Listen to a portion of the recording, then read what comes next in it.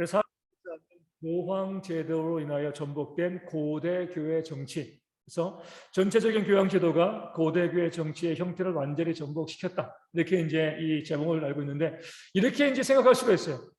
아니, 고대 교회는 2000년 전 교회고, 그리고 이 칼빈이 이 교황 제도를 비판했던 것은 500년 전, 1500년대거든요. 그러니까 지금 우리랑 무슨 상관이냐? 이렇게 볼 수 있는데, 이것이 지금 우리와 그대로 상관이 있는 것은요, 우리 교황 제도로 인하여서 부패된 교회의 모습이 지금 교회 가운데 똑같이 반복되고 있고 세상에도 똑같습니다. 그러니까 부패는 다 본질적으로 똑같아요. 그러니까 교회 안에만 부패한 것이 아니라 교회의 부패한 모습이요, 이 세상에도 똑같이 드러나기 때문에 무엇이 죄고 무엇이 부패한 것인가, 이것을 보면 좋을 것 같고요. 이 제도를 통해서 알 수 있는 것이 보면, 우리가 교회에서 지금 행하고 있는 모든 제도들 있잖아요. 이게 종교개혁을 통하여서 고대 교회로 돌아간 것이라는 거죠. 지금 우리가 이 교회에서 행하고 있는 것들이, 예배도 그러고요, 그리고 선거도 그러고 일꾼을 세우는 모든 것들, 이것들이 원래 고대 교회, 그러니까 예수님께서 승천하시고 난 다음에 초대교회 세우고 그 당시에 교회가 해왔던 것들을 지금 이 시대의 교회가 그대로 해나가고 있다, 이렇게 보시면 되는 겁니다. 그래서 우리가 카톨릭이 얼마나 참된 교회에서 멀어져 가고 있는가, 또 그 교회의 부패한 모습들이 또 얼마나 이 시대의 교회 가운데 또 많이 보여지고 있고 세상 가운데 보여지고 있는가, 이것을 이제 이 칼빈은 이야기하고 우리 가운데 적용되어집니다. 1번에 보면 감독직에 필요한 자격을 무시했다. 무슨 말씀이냐면, 이 감독 목사잖아요. 목사를 세움에 있어가지고 성경에 대해서 심사하던 것을, 이건 구식이다, 이렇게 생각을 했어요. 우리 이제 전사님 이제 강도사고시 보고 목사고시 보면 성경 과목 시험을 봅니다. 그 시험을 보고요, 거기서 합격을 해야지 강도권이 주어지고 또 말씀을 증거하는 것이 목회자잖아요, 그렇죠? 목회권이 주어지는 거예요. 그런데 이 칼빈 시대의 교황제도 가운데서는 성경에 대한 심사, 말씀을 얼마나 많이 알고 있는가, 이것을 심사하는 것은요, 이건 구식이다. 굳이 주교가 말씀을 강론할 필요가 있는가, 이렇게까지 갔습니다. 그러니까 말씀에 대한, 내가 말씀을 전하고 싶은데 못 전하게 하는 게 아니라 말씀을 전하는 기능 자체를 완전히 무시해버린 거예요. 그러니까 교회 중요하지 않다. 그러니까 뭐가 중요한 거죠? 예식. 예식만 있으면 말씀은 중요하지 않다. 그러니까 지금 카톨릭도 마찬가지입니다. 말씀보단 예식, 뭐 예전이라고 이야기하는데 그 예식들이 중요한 거예요.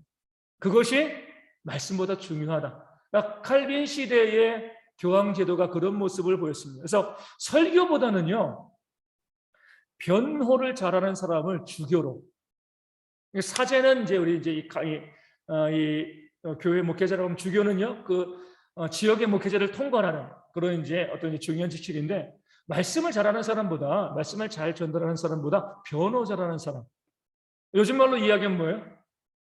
그러니까 세상에서 유력한 사람을 교회 일꾼으로 세우는 겁니다. 우리 교회 일꾼은요, 하나님의 말씀을 가지고 교회를 세워가는 거잖아요. 그러니까 일꾼은요, 말씀의 사람이어야 됩니다. 우리 목사뿐만 아니라 특별히 우리 교회 모든 이 선출된 우리 교회 직분자들은 말씀을 가지고서 옳고 그름을 따지고 교회를 세워나가는 건데, 그런 거 하나도 중요하지 않고 말씀을 몰라도, 그러니까 세상에서 유력하면 뭐 대기업 임원이라든가 돈 많이 땅 부자하고 뭐 이런 사람이라고 하면 교회 일꾼으로 세우는 것을 지극히 당연하게 생각하는 것이 15세기, 16세기 교회의 부패였어요. 카톨릭 교회. 근데 그 모습이 요즘도 그대로 보여지고 있잖아요. 그러니까 교회 가운데 누가 교회 일꾼인가? 목사도 얼마나 말씀을 잘 증거하는가? 이게 중요한 것이 아니라 얼마나 사람을 많이 끌어모으는가? 이게요, 일치될 수도 있고요, 분리되어질 수도 있습니다. 어찌되었건 뭐예요? 사람을 많이 끌어모을 수 있는 능력이 말씀보다 훨씬 더 앞서 있는 것이 이 시대의 교회의 모습이 되어지고 칼빈의 시대의 카톨릭 교회의 부패한 모습이 되어지는 겁니다. 그러니까 말씀에 대한 지식보다 세상의 지식을 더 높인 거예요. 도덕적으로도 음행하고 타락한 사람들이 많았는데 그런 사람들도 그냥 주교로 세운 거죠. 오늘 이 시대의 교회도 그러잖아요. 그렇게 도덕적으로 타락하고 문제가 있어도요, 목사가 되어지는 데는 아무런 지장이 없습니다. 목사가 되어지고 난 다음에도 그런 도덕적인 타락이 얼마든지 발생하고 있는 거죠. 그 당시에 칼빈의 시대 같은 경우는요, 심지어는요, 10살짜리 아이를 주교로 세우기도 했어요. 교회 가운데. 그 10살짜리 아이가 주교가 돼서 뭘 하겠습니까? 그럼에도 불구하고요. 그렇게 주교로 세우고 어떤 말씀에 대한 능력, 자격 이런 거 하나도 따지지 아니고 그냥 무조건 그 아이에게 어떤 주교의 직위를 주는 거죠. 그러니까 사회적인 현상을 이렇게 볼 수 있어요. 얼마 전에 이제 뉴스에 나왔는데 뭐 17세 아이가 67억짜리 아파트를 샀다 그래요. 아이가 뭐해서 돈을 벌었을까요? 부모 돈이죠, 그렇죠? 예. 그런 사회적인 모습이요, 이 당시의 모습과 다를 바가 없는 거예요. 내가 열심히 일해가지고 최선을 다해서 돈 벌어가지고 뭐 100억짜리 아파트 사는 게 무슨 문제가 됩니까? 아무 문제 안 돼요, 그렇죠? 그런데 그것이 아니라 내가 노력한 것이 아닌데 불법적으로 증여를 해가지고 17살짜리 아이가 거의 70억에 가되는 그 아파트를 소유하고 있다. 그러니까 교회 타락과 세상의 타락이 크게 다를 바가 없습니다. 자격이 없는 자에게 큰 것을 맡기는 거죠, 그렇죠? 그런 모습들이 이 칼빈의 시대의 그 교황 정치의 그 교회의 잘못된 모습이었어요. 두 번째 보면 주교 선거의 권리를 신자의 공동체에서 박탈했다는 거예요. 우리의 이 시대, 뭐 저희 교회뿐만 아니라 이 땅에는 교회들의 모습이 고대 교회에 가깝다는 것은요, 교회에서 일꾼들을 세울 때 투표한다는 겁니다. 목사를 청빙할 때도 투표하죠. 장로, 권사, 안수집사 세울 때 투표하잖아요, 그렇죠? 누가 임명하는 거 아닙니다. 아직도 보면 교회 가운데서 뭐 작은 교회들 같은 경우 보면은요, 또 아주 큰 교회도 마찬가지지만 목사가 직분자를 임명하는 경우들이 있습니다. 투표하지 아니하고 다 잘못된 거죠, 그렇죠? 그러니까 초대교회 때부터 투표입니다, 투표. 투표한다는 것 자체가 쉽지 않지만 내가 투표로 교회 직분자로 세움 받았다는 것 자체가 뭐예요? 내가 나름대로 열심히 신앙생활을 했다는 거거든요. 그렇게. 그러니까 저희 교회도 지금 코로나 때문에 투표를 못 하고 있지만 또 투표해서 또 이 일꾼들을 세워야 돼요, 그렇죠? 그래서 하나님 교회 일꾼을 세우는 모습이 있어야 되는데 어찌되었건 이 투표라는 방식이 선거에서 교인들이 직접 교회의 일꾼들을 뽑는 것이요, 고대 교회로부터 이어져 내려온 교회의 기본적인 모습인데 가톨릭 교회가 점점 부패하기 시작을 하면서 이렇게 이야기하는 거예요. 이 성도들이 뭘 알아? 누가 주교가 되어야 될지, 누가 교회 일꾼이 되어야 될지, 교회가 점점 커지니까 성도들이 그냥 교회 내 사람을 뽑으면 자기 좋아하는 사람, 이 당파심으로 이렇게 이제 잘못 투표할 수 있다. 이것을 빌미로 해가지고 주교를 어떻게 해요? 임명하는 거죠, 임명. 우리 이제 그 당시에 이 참사회라는 것을 만들었어요. 참사회. 거의 대부분이 이제 물론 이제 성도들 대표도 있기는 하지만 이 신부들 있고 그 참사회의 의장은 주교가 맡습니다. 지금도 똑같아요. 그러니까 주교가 맡아가지고 그 주교를 통해서 뭐예요? 주교를 그 카톨릭 교회의 중요한 일꾼인 주교를 선출하게 하는 겁니다. 그래서 지난번에 말씀드린 것처럼 카톨릭 교회 신부들도 자기들의 주교가 어떻게 세워지는지 몰라요. 당연히 성도들은 모르죠. 성도들에게 권한을 주긴 줘요. 추천권. 하지만 그것을 참조할 따름입니다. 거기에 어떤 영향력이 없는 거예요. 주교를 세움에 있어서 가장 중요한 역할을 하는 사람이 우리 보면은 뉴스 보면 교황청 대사라고 나와요. 그러니까 교황청 대사가 이 나라마다 있어가지고 그 지역에서 주교 어떤 이 지역의 주교 후보를 갖다가 받아요. 그러니까 교황은요 그것을 거기서 압축된 사람을 교황이 임명할 수 있고 거절할 수 있어요. 결과적으로 교황이 다 임명하는 거예요. 뭐 사람들에게 이 사람이 어떤 사람인지 의견 수렴하기도 하고 하지만 실질적으로 누가 어떻게 주교가 되어지는지 아무도 알지 못하죠. 이 참사회에서 많은 일들을 감당하는데 그 참사회에 뭐예요? 의장이 주교로서 모든 것들이 다 그 일들을 감당해 나가는 거예요. 제가 이제 요즘 카톨릭에서는 주교를 어떻게 세우는가 궁금하잖아요. 그래서 이제 인터넷에 막 검색을 해봤습니다. 그랬더니 이제 카톨릭에 대한 우리 기독교 신문도 많은데 카톨릭에 대해서 이제 이 인사권에 대해서 다루고 있는 그런 이제 이 언론들도 있더라고요. 우선 거기에 이제 언론의 제목이 이거예요. 이 모든 권력은 부패하게 되어진다. 그러니까 카톨릭이 좀 비판적으로 바라보는 거예요. 그러니까 이제 그 기사의 내용 보면 어떤 사람이 이제 뭐 기자인 것 같아요. 기자인 것 같은데 어떤 이제 카톨릭 모임 가운데 와 있는데 갑자기 누군가 뒤에서 소리를 지른다는 거예요. 주교님 오십니다. 그러니까 주교가 온다는 걸 알려주는 게 아니에요. 길 비키라는 거예요.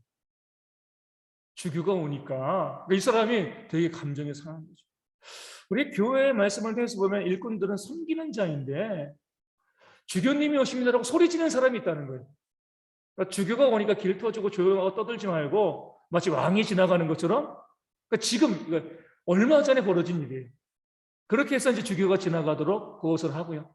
어떠한 이 교구에서는 주교가 이 참새의 의장으로서 자기 멋대로 그냥 이 카톨릭은 중앙 집권적이잖아요.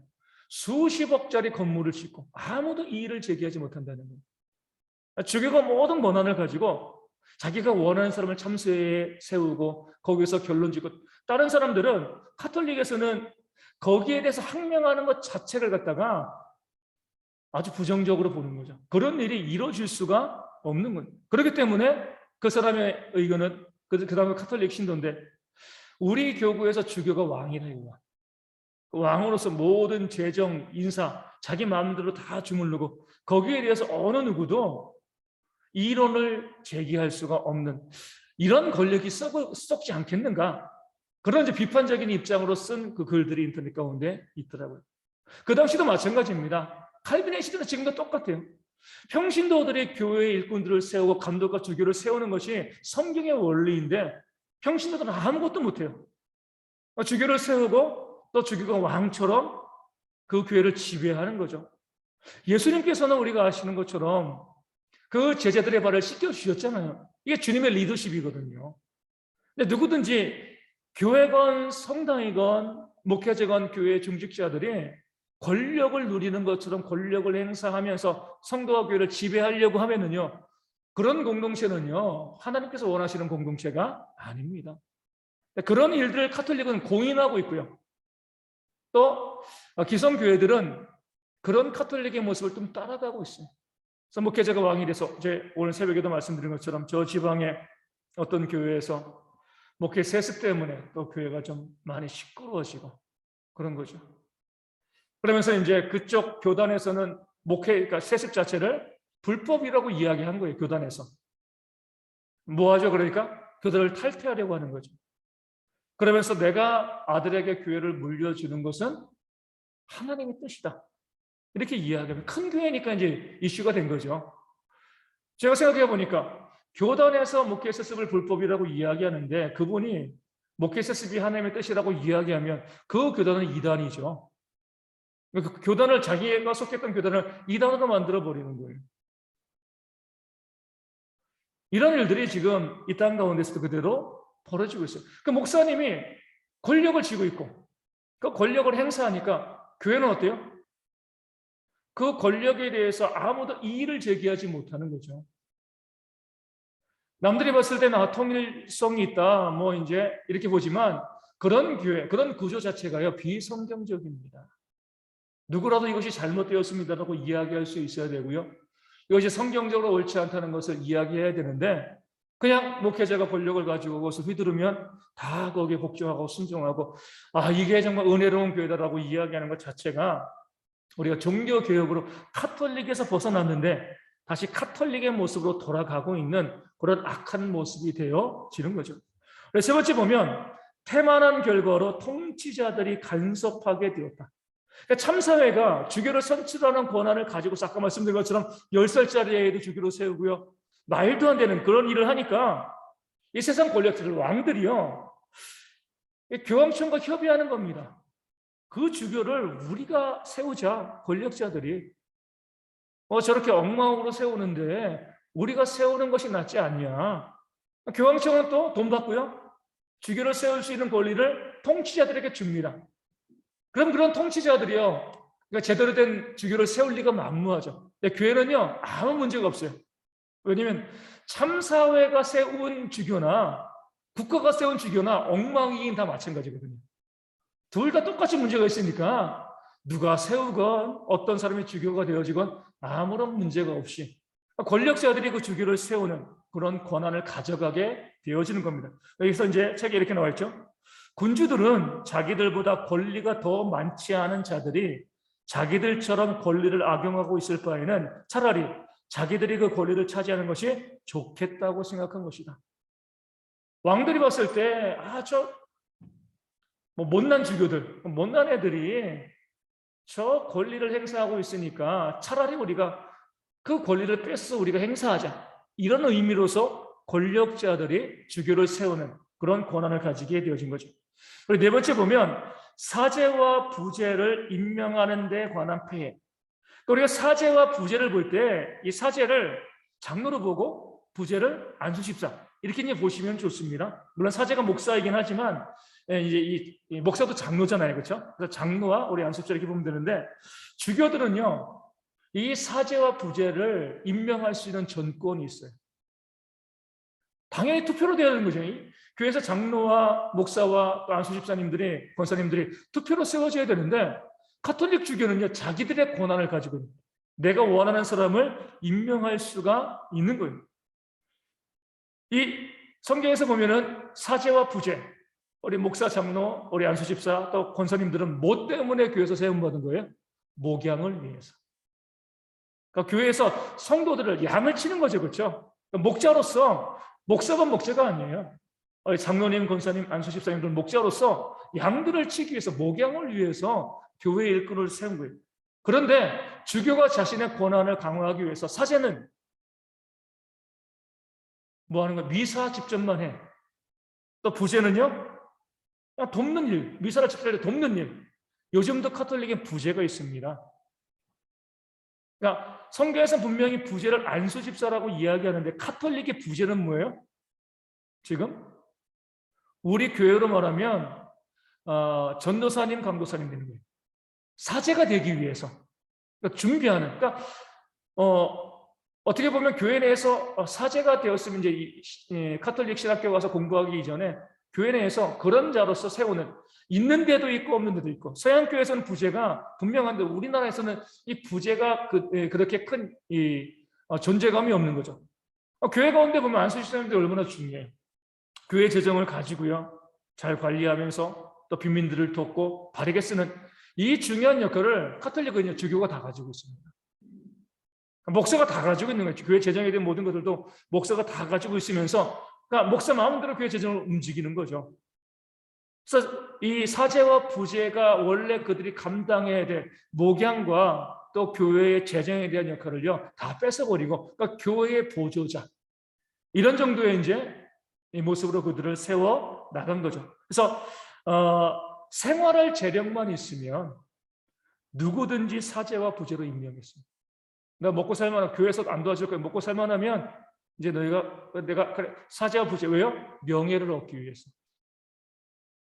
나중에 성직록이 나오는데 성직록에 들어가면 교회가 이제 이 사례를 주는 건 맞지만 그런 거 없이 그냥 내가 사제로 임명받고 싶고 또 부제로 임명받고 싶다라고 이야기하면 돈만 주면은요 그냥 괜찮아. 나중에는 생활비가 없는 자들에 대해서는 그저 칭호만 받겠다. 나를 그냥 사제로 불러달라. 또 부제로 불러달라. 임명만 하는 거죠. 그런 의미에서 사제와 부제로 임명하는 그런 경우들도 있었습니다. 다섯 번째 보면 그런 임명식은 가짜라고 이야기합니다. 이런 내용이 나와요. 그들은 성경의 한 절에 대해서도 그 뜻을 설명할 줄 몰라도 되기 때문이다. 그러나 이런 유치한 초보 지식이 없더라도 돈이나 권력의 배경이 있으면 사제가 되는 데는 아무 지장이 없다. 서품식에서 성단 앞으로 인도될 때 변함없는 협잡이 계속된다. 그들은 이 영예를 받을 자격이 있느냐고 사람들이 알아듣지 못하는 말로 누가 세 번 묻는다. 이 영예를 사제와 부제의 영예를 받을 자격이 있습니까? 그런데 그들의 언어로 이야기하는 것이 아니라 라틴어로. 만약에 여기서 제가 라틴어로 그렇게 하면 누가 알아듣겠습니까? 저도 모르는데. 그렇게 이야기하면 그러면 그들은 본 일도 없는 사람이 누군지도 몰라요. 그러나 형식의 결함이 없도록 하기 위해서 연극의 한 몫을 담당하고 나서서 그들은 자격이 있습니다. 쇼가 되는 거죠. 그렇죠? 누군지도 모르는데 주교가 임명을 하는 거예요. 라틴어로 이 사람들이 자격이 있냐 물어보면 그들은 자격이 있습니다. 그냥 교회가 그냥 넘어가는 것처럼 그렇게 해버리고 사제와 부제를 임명해 버리는 거죠. 그러니까 사제가 사람들에게 높임을 받기 때문에 명예이기 때문에 돈을 주고서라도 사제로 서품을 받으려는 그런 사람들이 생겨나는 거죠. 성경 몰라도 괜찮아요. 도덕적으로 타락해도 문제가 없습니다. 성도들이 선출하는 게 아니니까. 우리 교회에서 성도들이 선출하면은요 함부로 세울 수 없잖아요. 그러니까 주교가 마음대로 임명하는 거니까 돈만 주면은요 얼마든지 교회 일꾼으로 세움받을 수 있었던 것이 그 당시 교회의 모습인데 우리가 뭐 지금도 다를 바가 없죠. 앞서 말씀드린 것처럼 뭐 저희 교회가 작은 교회일수록 오히려 순수해요. 규모가 큰 교회는요 일꾼을 세울 때 가장 먼저 보는 게 신앙이 아니죠. 뭐 봐요? 얼마나 재력이 있는가. 물론 물질을 가지고 섬기는 게 중요해요. 하지만 그건 어떤 직분자로 되건 되지 않건 모든 사람이 내 물질을 가지고 헌신하는 것이지 그 사람이 돈 내기를 바라면서 교회 직분자로 세우고 또 임직자로 세우고 이것은요 하나님 보시기에 성직을 매매하는 그런 모습이 되어지는 거죠. 그 당시의 교회가 그랬고 가톨릭 교회가 또 지금 이 시대의 많은 교회들도 그런 모습이 있습니다. 우리 심심찮게 들려지잖아요. 뭐 장로 되어지면 교회 얼마 내고 권사 되어지면 얼마 내고 또 안수집사 되어지면 얼마 내어지고 그런 모습 자체가 물론 그것을 내서 세우는 건 아니지만 어떤 직분에 헌신하게 되어지는 것 자체가 돈으로 연결되어지면 그 모든 것은 이제 하나님 보시기에 악한 겁니다. 모든 헌신과 헌금은 뭐예요? 기쁨으로 자발적으로 하는 거죠. 그런 이 모습을 유지해 나가는 것이 그래서 저희 교회도 계속 이야기하는 것처럼 직분자를 세울 때 우리 직분자에게 아무런 뭐 이 물질을 요구하지 않을까. 되도록이면 교회가 식사 준비도 교회가 다 하고 선물 준비도 교회가 하고요. 그리고 이 모든 행사에 대한 부분들을 교회가 다 감당해야 될 것이 왜냐하면 그 한 사람이 직분자로 세워지는 것이 얼마나 교회에 복된 일이에요. 그러니까 교회가 그 정도 지출을요 마땅히 감당해야 됩니다. 근데 그 사람에게 돈을 받고 그 행사를 치르고 이 하는 모든 것들은 하나님 보시기에 합당하지 않은 그런 모습인데 그런 모습들을 교회가 지금 너무나 많이 보이고 있다는 거죠. 우리 여섯 번째 보면 성직록의 정치. 칼빈은 이렇게 이야기합니다. 나는 현재 교황제도 하에서는 고대인들이 정의한 의미의 성직 매매가 없이 수여되는 성직록을 백이 하나도 없다고 단언한다. 사제직을 수여하는 목적은 교회의 유익을 주려는 것이 아니라 그 자리를 얻는 사람의 이익을 위한 것이다. 어떤 자들은 추악한 아첨을 얻기도 하고 또 어떤 자들은 말도 할 줄 모르는 어린아이 때 이미 아저씨나 친척에게 유산으로 받기도 했다. 사생아가 아버지에게 해서 유산으로 받던 교회도 있다. 이런 자들을 그들은 목자라고 부르니 차마 이것을 들을 수 있는가? 어떤 의미에서 성직 매매가 없다. 그런 교회는 백이 하나도 없다. 다 성직 매매를 하고 있다라고 그 당시 교회를 바라보면서 이야기하고 있는 거예요. 그러니까 사제직을 수여하는 목적이 뭐예요? 교회의 유익을 위한 거죠. 그런데 그것을 개인의 이익을 위한 수단으로 우리 삼아가고 있는 그런 모습이 있어가지고 아첨으로 자리를 얻기도 하고요.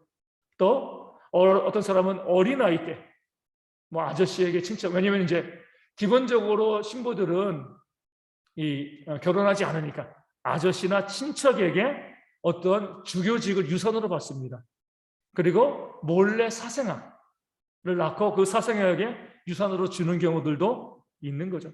그런 사람들을 교회에서 목자라고 부릅니다. 이게 과연 합당한 것인가?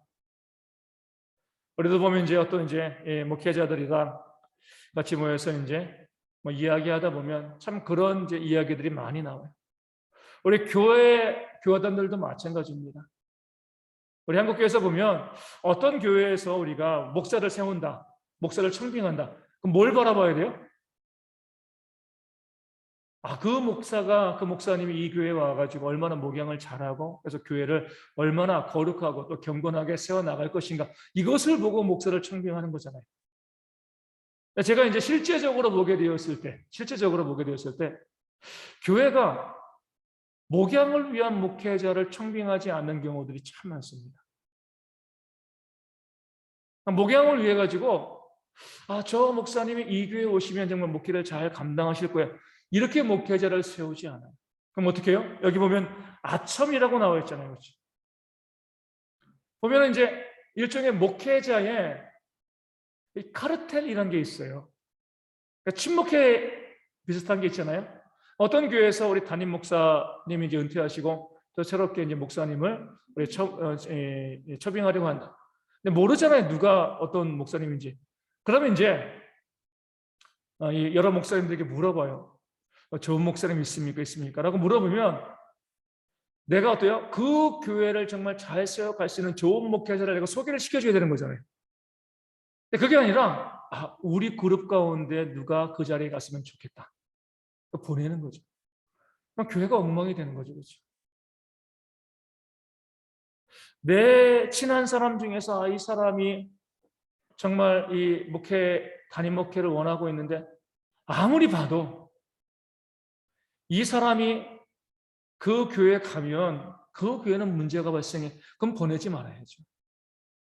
그리고 비록 나랑 관계가 껄끄러워도 저 사람이 저 교회가 목회를 잘할 것 같아. 추천을 해줘야 되는 건데 그러니까 서로 간의 그런 관계 가운데 가끔 가다 보면 저도 이제 욕먹는 경우들이 많이 있어요. 뭐냐면은 자꾸 이제 저에게 이제 물어보는, 저도 이제 나이가 50이 넘으니까 뭐 아는 장로님들이 이제 전화 오기도 해요. 목사님 저희 교회 가운데 이렇게 이제 목사님이 이제 새롭게 하셔야 되는데 혹시 이분 어때요? 이분 어때요? 저에게 물어봐요. 또 추천할 분 있으면 좀 추천 좀 해주세요. 근데 이제 나중에 모든 과정을 끝나고 나면은 어느 목사님이 저에게 와가지고 또 서운하다고 이야기해요. 왜 자기 추천 안 해주냐고. 우리가 목사님과 나랑 관계가 또 뭐 오랫동안 알아오고 이렇게 해가지고 우리가 좋은 관계인데 아니 그 교회에 내가 갔으면 좋은데 나를 추천해 줬으면 내가 그 교회에 갈 수 있는데 왜 추천 안 해주냐. 좀 서운하다. 뭐 제가 이제 그 앞에서 아무 소리 안 하지만 마음은 양심이 꺼리는 거예요. 그분이 과연 그 교회 목회 가가지고 목회할 만한가? 그거 아니거든요. 너무나 잘 알고 있기 때문에 추천할 수가 없는 거죠. 이게 이제 어떻게 보면 좀 신앙인의 양식이 되어야 되는데 보게 되어진 우리 목회자들 중에서도요 계속 줄을 대려는 분들이 있어요. 누구와 같이 친밀하게 그러면 내가 어떻게 되어지고 이 모든 것에서부터 이 교회가 그 교회를 위해서 헌신하고 수고할 일꾼을 세워가야 되는데 그렇지 못한 사람들이 교회에 목회자로 오게 되어지는 그런 경우들이 있는 거죠. 그 가톨릭에서 옛날에 했던 이 성직 매매와 이 다를 바가 하나도 없는 겁니다. 앞서 말씀드린 우리 목회 세습도 마찬가지잖아요. 그렇죠? 뭐 10살짜리 아이에게 자기 자식의 교회를 넘겨주는 것. 이게 과연 보면 담임 목사님도 훌륭하시고 그 아들 목사님도 훌륭할 수 있습니다. 부정하지 않아요.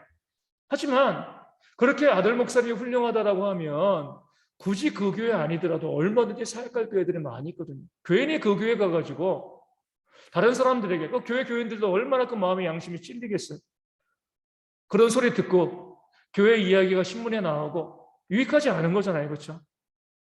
내 아들이 훌륭하니까 이 교회를 맡아야 돼. 그건 논리가 안 되죠. 내 아들이 훌륭하니까 어디 가서도 사역 잘할 거야. 이런 마음을 가져야지. 마찬가지인데 내가 세운 교회니까 내가 키운 교회니까 내 자식이 이 교회를 맡아가지고 그랬을 때 카톨릭에서 칼빈이 비난하고 또 정죄했던 성직 매매와 이게 다를 바가 없다는 거죠.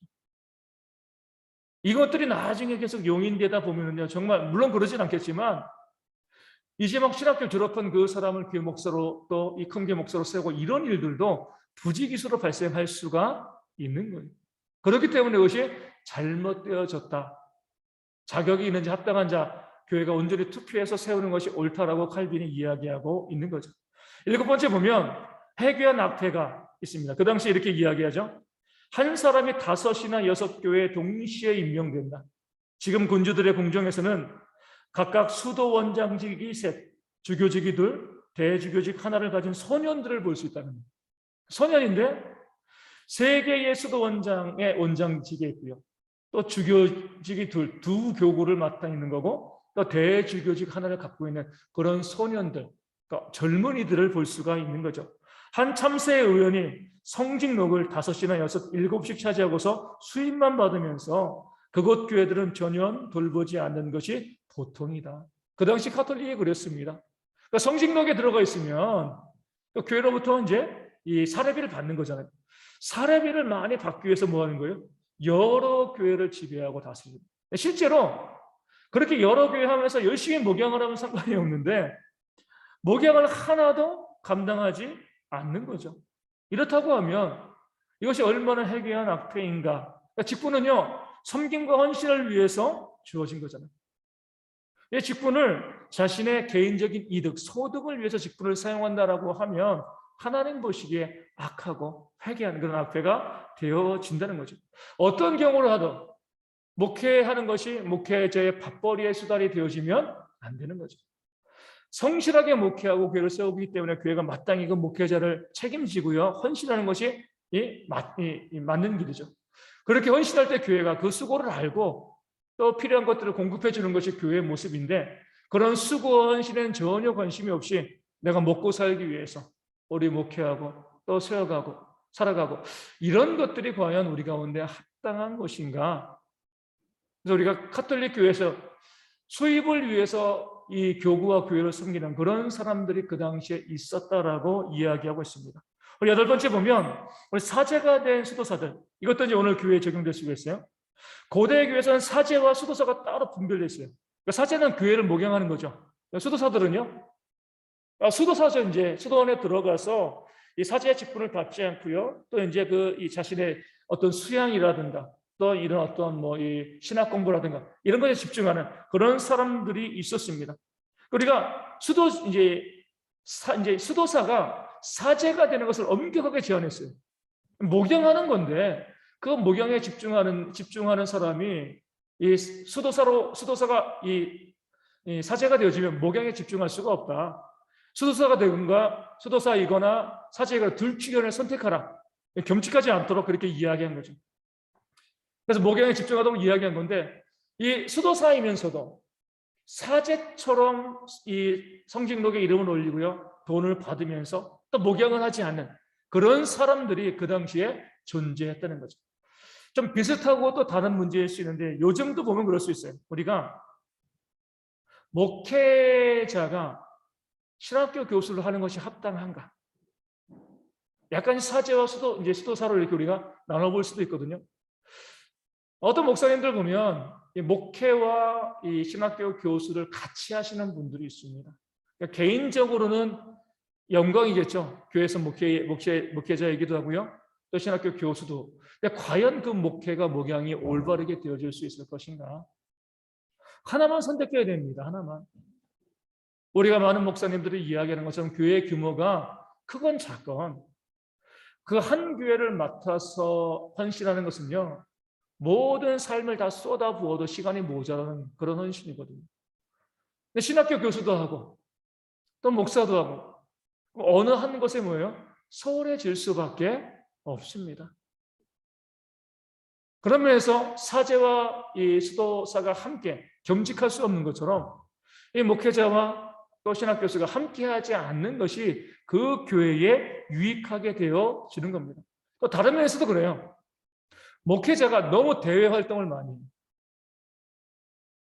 바깥 이제 영적인 사역을 할지라도 어떤 목사님들 보면 어때요? 섬기는 교회가 있는데 1년 부흥의 스케줄이 꽉 차 있습니다. 아까 말씀드린 것처럼 뭐가 같냐면 여러 교회를 내가 지배하는 것과 다를 바가 없는 거예요. 내가 내 교회를 섬기면서 교인들을 신방하고 기도하고 말씀 준비하고 이래도 시간이 모자라잖아요. 여러 교회를 다니면서 대외 활동하고 또 집회하고 또 외부기관 활동하고 이렇게 하면서 목회를 하다 보면은요, 그 목회에 집중할 수가 없습니다. 우리가 지금 경제적인 상황 때문에 교회를 개척하고 먹고 살기 위해서 어쩔 수 없이 우리가 다른 일을 하면서 목회를 하시는 분들이 있으면 어쩔 수 없는 거죠. 근데 그런 것이 아니라 얼마든지 교회가 살해하는 것으로 생활하는데 어려움이 없음에도 불구하고요, 기관 일들 또 여러 가지 일들 거기에 집중하고 헌신함으로 마땅히 교회를 섬기지 못하는 그런 모습이 있게 되어지면 하나님 보시기에 선하지 않은 그런 모습이 되어지는 겁니다. 목회자는요, 목회하는 겁니다. 목양 일념이죠, 그렇죠? 그런 모습을 가지고서 우리가 목회하는 모습들이 있어야지 이것도 하고 저것도 하고 그러다 보면 교회가 힘을 얻을 수가 없게 되어지는 거죠. 우리 9번째 보면 성직록을 받는 사제들과 고용살이를 하는 그런 사제들이 있어요. 성직록에 이름이 올라가면 교회를 통해서 우리 이제 생활비를 받죠. 이것 때문에 성직록을 받는 사람도 있기는 했습니다. 반면에 고용살이를 하는 사제들이 있었어요. 그러니까 교회를 통해서 우리 생활비를 받는 것이 아니라 교회 내에서 일을 하는 거죠. 또 직위를 통해서 생활비를 버는 그런 사람도 있는 거죠.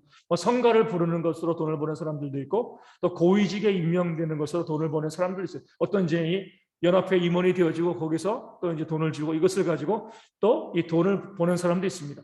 어떤 경우는 뭐예요? 목회를 하지 않는다는 거죠. 목회하지 않으면 사제가 되지 말라는 겁니다.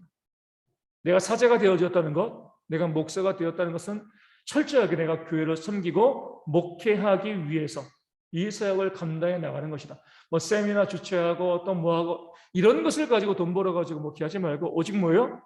목회를 통해서 헌신하고 수고할 것. 우리가 이제 내면 세계의 질서와 영적 성장 이 책에 보면 그 목사님이 이런 이야기를 해요. 본인이 이제 처음에 이제 이 부목사 시절일 때 교회에서 이제 사례비가 충분하지 않으니까 이제 좀 좋은 목소리를 갖고 있었다는 거죠. 그러니까 좋은 목소리가 있어가지고 이제 찬양을 잘하는 거죠. 그래서 이제 결혼식 축가라든가 이런 데 가가지고 이제 축가해주고 그러면 이제 사례를 좀 주잖아요. 그러니까 여기저기 불려다닌 거죠.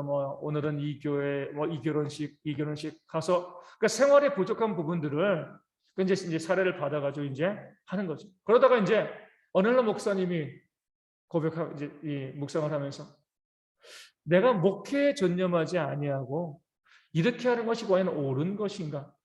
고민에 빠지게 되어진 거죠. 당장에 이제 축가나 이런 것을 통해서 이제 사례를 받는 것, 이제 다 중단하고 내가 목회에 전념하자.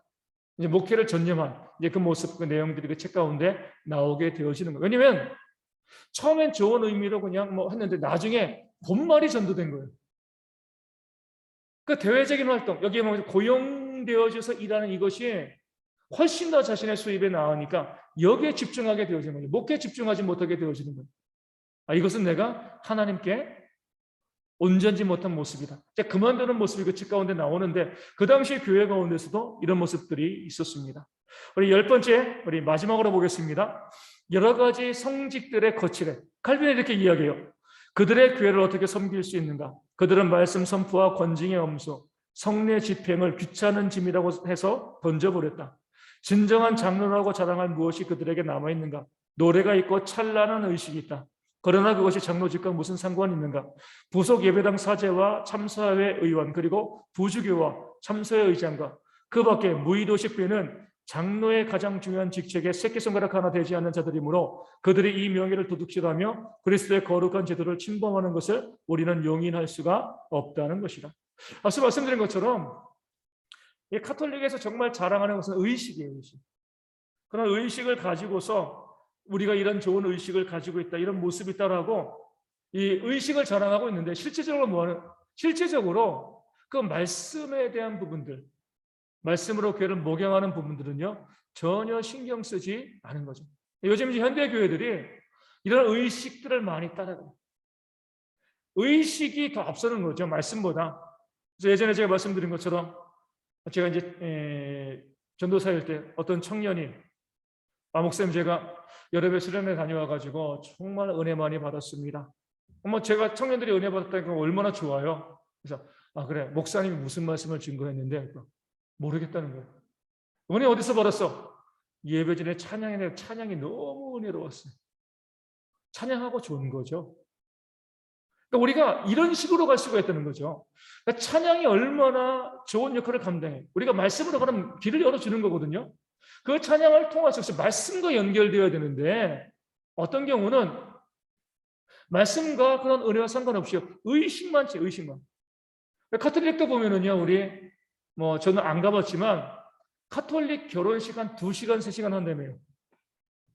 의식이 그만큼, 그러니까 순서가 쫙 잡혀 있는 거예요. 장례식도 마찬가지고. 그러나 의식을 참 잘해요. 그런데 그 안에 참된 알맹이가 있는가?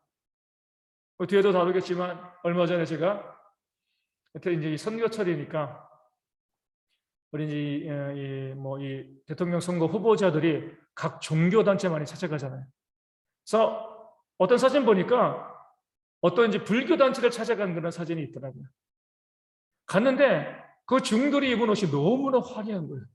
빨간색, 금색 막 그렇게 이제 옷을 입고 그렇게 이제 이제 이 정치인을 만나는 그런 모습을 보는 거죠. 카톨릭은 더하죠, 그렇죠? 교황이 입는 옷 어때요? 정말 화려하거든요. 추기경들이 입는 옷, 또 주교들이 입는 옷. 일반인과는 전혀 그 옷 자체로 구분됩니다, 그렇죠?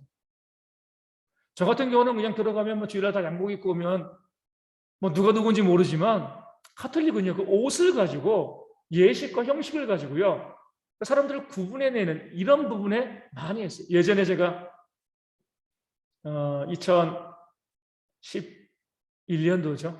우리 이제 화성에 있는 교회 있을 때 그때 이제 우리 큰애 정윤이가 해외에 한번 가보고 싶다 그래가지고 그때 초등학생이었는데 그래가지고 이제 여름 휴가 대신 우리 가을에 그때 대형교회 이제 이 청빙 투표 있는 그 주간이었어요. 제가 여름 휴가 그때 갔거든요. 가가지고 이제 우리 이제 해외로 이제 갔어요.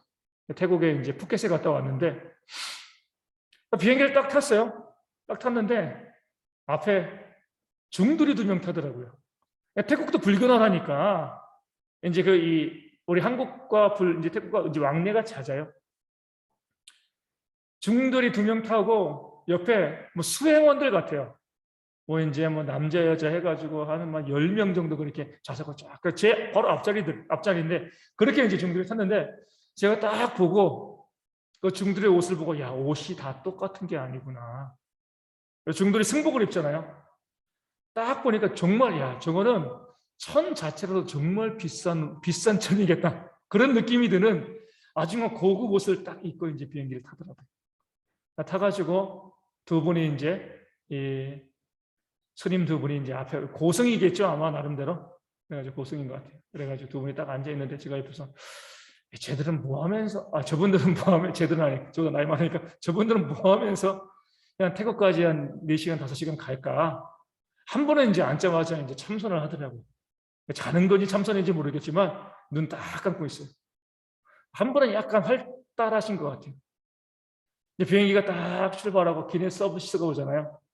이제 우리 스튜어디스들이 이제 음료수 딱 가지고 오니까 딱 이 스튜어디스 딱 불러 세우더니만 그 아주 화려하게 비싼 이 승복을 입은 그 스님께서 이렇게 말씀하시더라고요. 하이네켄. 그래가지고 하이네켄 받아다가 비행기 타자마자 이제 맥주를 마시기 시작하는 거예요. 그냥 야 이거 많은 사람들이 보고 있는데 거리낌이 없어요. 옷 자체도 너무나 비싸고 비싸 보이는 건 제가 이제 얼마인지 모르지만 그 천자체가 번쩍번쩍하는 게 정말 비싸 보이더라고요. 그러니까 세상에서 누리는 모든 향락과 쾌락을 다 누리면서 또 그것도 몰래 하는 것도 아니고 승복 있고 다 그런 모습을 보이고 있는 거예요. 또 보면서 야 그래 우리가 외적인 의식과 보여지는 것에 치중하게 되어지면요 반드시 부패할 수밖에 없습니다. 목회자들이 내가 교회에서 내가 얼마나 이 좋은 사택에 살고 있는가 또 얼마나 좋은 차를 몰고 있는가 이런 것들을 우리가 자랑하기 시작하는 것을 부끄럽게 생각해야 돼요.